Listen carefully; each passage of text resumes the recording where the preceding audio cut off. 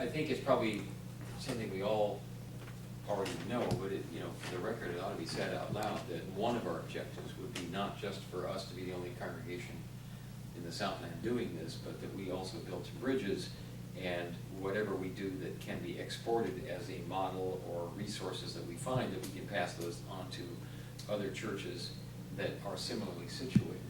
When I was at the Synod Assembly, I had many little casual, quickie conversations with people, but several different people told me that, well, yes, they either knew someone in their congregation or the relative of someone in their congregation who has been in prison or is in prison.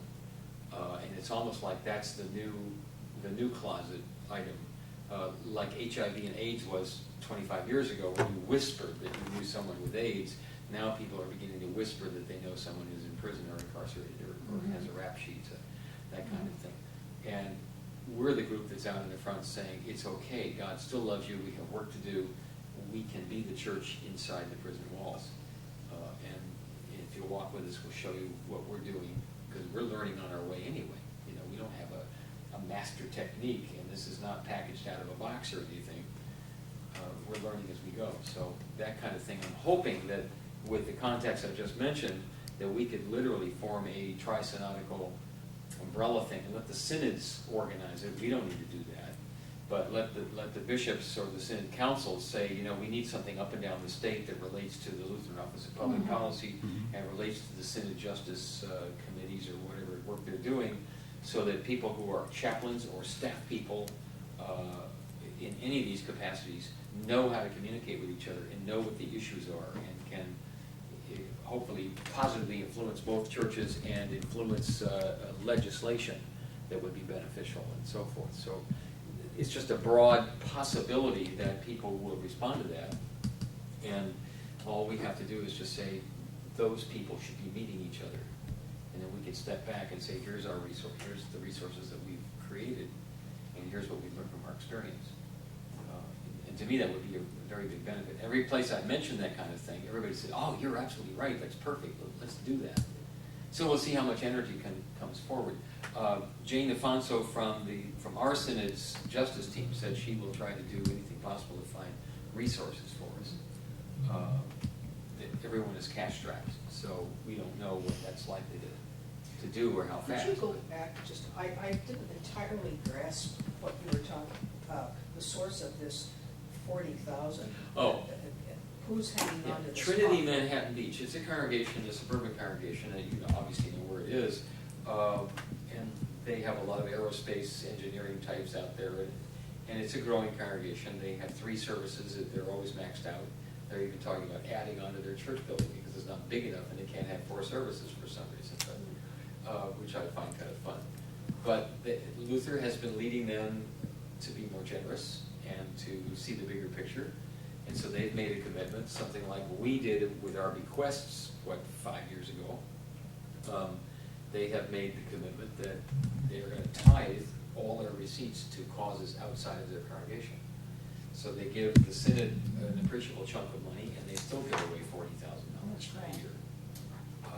So bottom line is, they're a wealthy congregation. they're a wealthy congregation Yes, that want to and do the good stuff. occupation standard there is engineer, defense.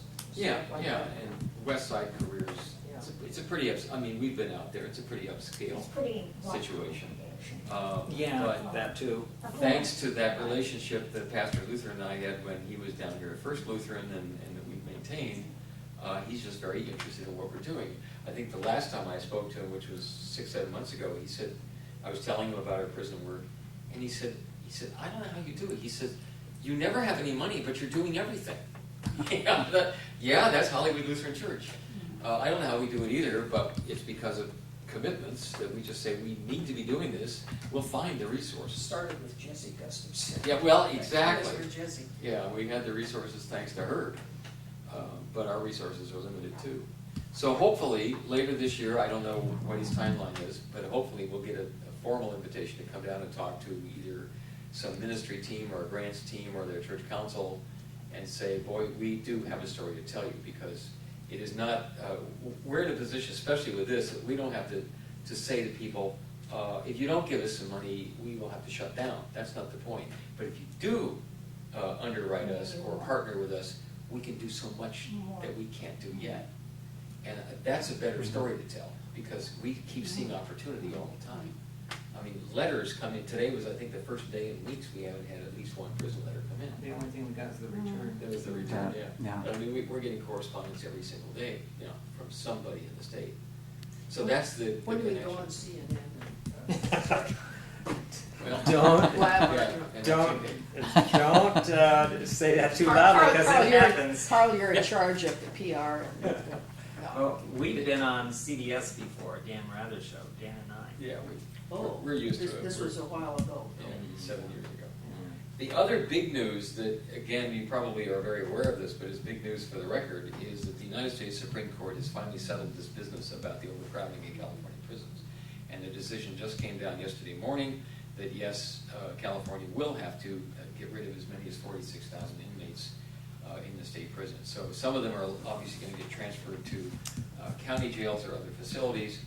Some may get early release. They may start reforming the parole violation rules so that they aren't constantly sending people back to prison for a technical violation. That's something that California has a very bad record at right now. But it's So they're also going to look at the sentencing guidelines that the judges are giving. yeah, because Well, there's a big article in the LA Times today. Right. I didn't get a chance to read it. Well, I pulled it I down. saw a little bit of it, and apparently the ruling was that it's the conditions in state prison Are are cruel and horrible. inhumane Yeah. and so forth. But sending them to county, I don't think is a heck of a good solution either. No. Well, they County may is not a send- heck of a lot but better. they may send the money with it, so we'll Yeah. see. In fact, this one paragraph, which is the synopsis or syllabus from the U.S. Supreme Court, is well worth reading. California's prisons are designed to house a population just under 80,000, but at the time of the decision under review, the population was almost double that. The resulting conditions are the subject of 2 federal class actions. In Coleman versus Brown, filed in 1990, the district court found that prisoners with serious mental illness do not receive minimal adequate care. A special master appointed to oversee remedial efforts reported 12 years later that the state of mental health care in California's prisons was deteriorating due to increased overcrowding. In Plata versus Brown, filed in 2001, the state conceded that deficiencies in prison medical care violated prisoners' 8th Amendment rights and stipulated to a remedial injunction. But when the state had not complied with the injunction by 2005, the court appointed a receiver to oversee remedial efforts. 3 years later, the receiver described continuing deficiencies caused by overcrowding. Believing that a remedy for unconstitutional medical and mental health care could not be achieved without reducing overcrowding, the Coleman and Plata plaintiffs moved their respective district courts to convene a 3-judge court empowered by the Prison Litigation Reform Act of 1995 to order reductions in the prison population. The judges in both actions granted the request, and the cases were consolidated before a single 3-judge court. After hearing testimony and making extensive findings of fact, the court ordered California to reduce its prison population to 137.5% of design capacity within 2 years. Finding that the prison population would have to be reduced if capacity could not be increased through new construction, the court ordered the state to formulate a compliance plan and submit it for court approval. So that's a pretty sweeping decision on the basis that the U.S. Supreme Court is not going to put up with any more malarkey on this. My dad used to use the word malarkey. I don't. I always had this vision that they're just going to release these people with no planning, open the floodgates, and like they did in the mental hospitals, and throw them on the street. Well, You know, with hopefully no, not. Some of that's they're gonna do it happen, for quietly. sure.